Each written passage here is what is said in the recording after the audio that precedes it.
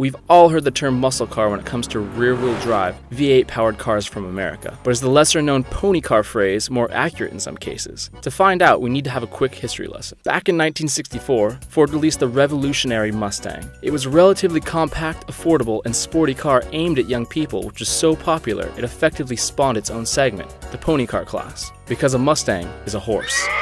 Naturally, other manufacturers wanted a slice of the Mustang pie, so rival brands like Plymouth and Chevy made their own versions, namely the Barracuda and Camaro. And while some of these cars shared their powerful V8s with much larger models from the same marque, this new generation of pony car generally used small block 8-cylinder and even 6-cylinder engines. Muscle cars, on the other hand, were always much larger, both in their dimensions and in terms of the firepower used under the hood. We're talking fast, V8-powered cars like the Dodge Charger, Ford Galaxy, and Chevy Impala that didn't care for handling sophistication.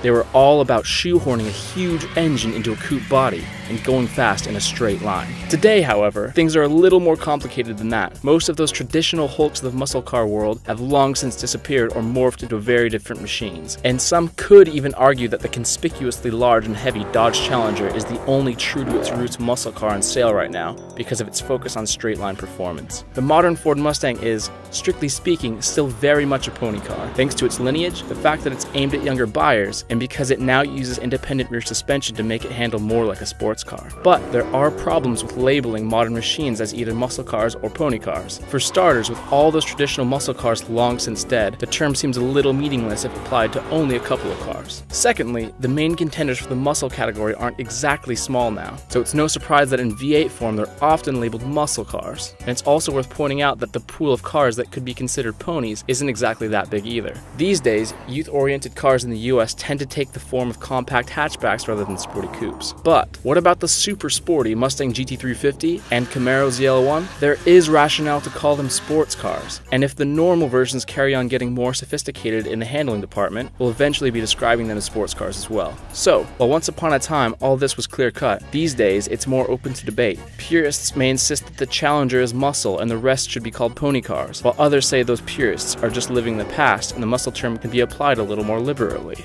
So, while the debate may open a huge can of worms, where do you stand?